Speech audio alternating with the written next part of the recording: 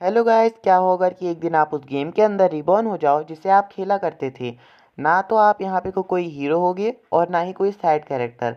आप रिबॉर्न हुए होगे तो एक स्टार्टर क्वेस्ट की एक विलन की फैमिली के रूप में। जहाँ तक आपने गेम खेला होता है तो आपको इस कैरेक्टर के बारे में ज़्यादा पता भी नहीं होता है, इसलिए आप पूरी तरीके से टूट भी सकते हो और खुद को बचाने के लिए पूरा प्रयास भी कर सकते हो। तो ऐसा ही कुछ होता है आज की मांगा में। तो मांगा को स्टार्ट करते हैं। तो हमें एपिसोड की शुरुआत में कोई बोलता है, इन 10 सालों में द फेडरेशन किंगडम जो कि ईस्ट में बचा बसा हुआ है वो पूरी तरीके से टूट जाएगा और उसको तोड़ने वाले होंगे द 5 ग्रेट सीन्स जो कि अभी बच्चे ही हैं। और इन सभी घटनाओं को रोकने के लिए मैंने एक खतरनाक फैसला लिया। मैंने उन सभी बच्चों को रेस्क्यू किया और उनको अपनी सुरक्षा में रखा और उनका जीवन अच्छे से व्यतीत करने के लिए मैंने उनको पूरी छूट दी। और क्या मैं इसमें कामयाब हो पाया? पर लेकिन आप सोचते हो यहाँ तक का पहुँचना बहुत मुश्किल था। तो सीधे हमें इसके बाद कुछ महीनों पहले का सीन दिखाया जाता है। जब आप इस दुनिया में आए ही होते हो तो आपके साथ एक बटलर खड़ा होता है और आप सोचते हो कि ये दुनिया पिछली दुनिया से तो बहुत अच्छी है, क्योंकि पिछली दुनिया में मैं 78 घंटे किसी नौकर की तरह काम करता रहता था और इस दुनिया में मैंने एक नोबल के रूप में जन्म लिया है, तो मेरे को कोई चीज़ करने की ज़रूरत भी नहीं है। सब लोग मेरा अच्छे से ख्याल रखते हैं, भले ही मेरी पावर बहुत वीक हो या कमज़ोर हो। और आपके जो पीछे बटलर खड़ा होता है वो बोलता है, यंग मास्टर आप खाना खा लो, खाना रेडी है। तभी हमें एक लग्जरी डाइनिंग टेबल दिखाया जाता है जिसके पास आप बैठे होते हो। और जब आप खाना खा रहे होते हो तो पीछे से एक मेड बोलती है, यंग मास्टर क्या मैं आपके नहाने में मदद कर दूं? आप सोच रहे होते हो कि यहाँ सब कुछ एकदम बढ़िया चल रहा है और आप बोलते हो मैंने एक काउंट की फैमिली में एक यूज़लेस बेटे के रूप में जन्म लिया है, फिर भी यहाँ सब लोग मुझे अच्छी तरीके से ट्रीट करते हैं और यहाँ की मेड तो बहुत अच्छी हैं। और पीछे से वो मेड बोलती है, यंग मास्टर आप आज रात जल्दी सो जाना क्योंकि कल आपके फैमिली मेम्बर आने वाले होते हैं। तो आप ये बात सुन के पूरी तरीके से सदमे में चले जाते हो, क्योंकि मेड ने जिस फैमिली का नाम लिया होता है वो होता है प्लाटियो। और आप अपने मेमोरी में जब अच्छे से छानबीन करते हो तो तब आपको याद आता है कि प्लाटियो नाम तो वही था जिसको आप अपनी पिछली ज़िंदगी में गेम खेला करते थे और उसमें स्टार्टर बॉस के रूप में प्लाटियो ख़ानदान के लोग आते थे।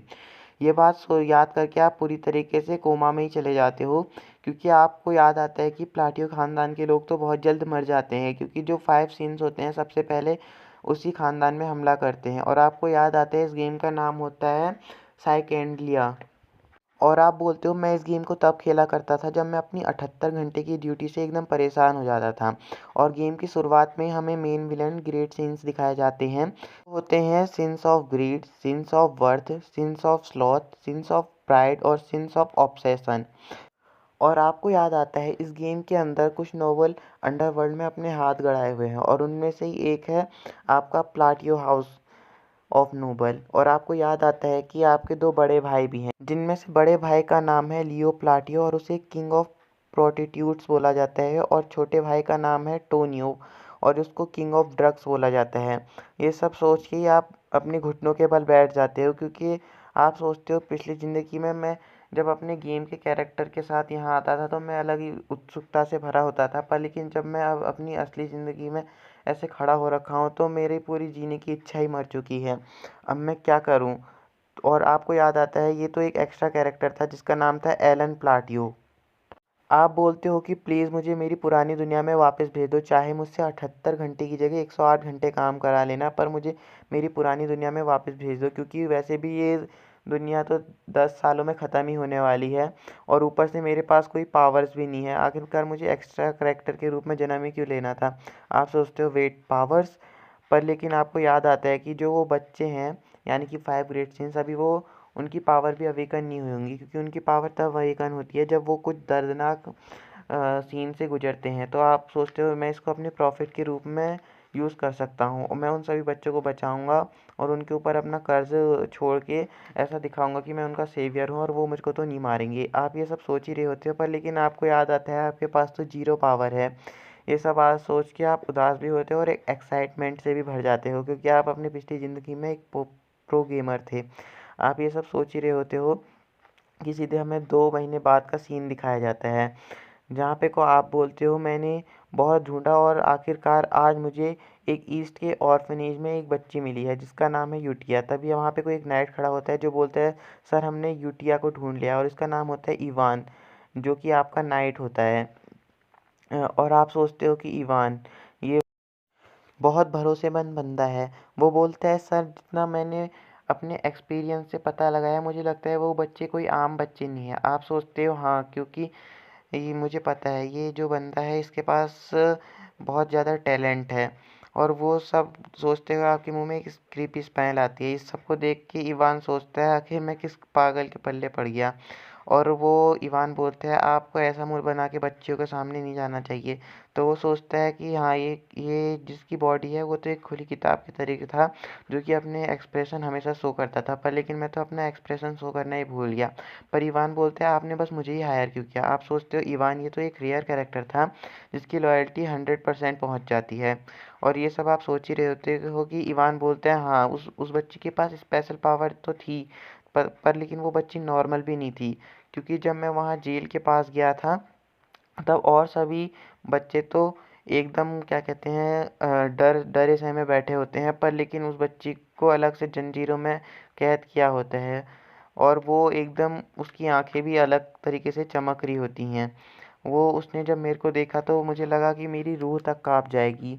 ये सब देख के इवान एकदम डर रहा होता है कि तभी वो बोलते हैं खैर आपको ये सब कैसे पता था, क्या आपको पहले से पता था कि इस बच्ची के पास इतनी सारी पावर है। वो बोलता है हाँ तुम सही हो।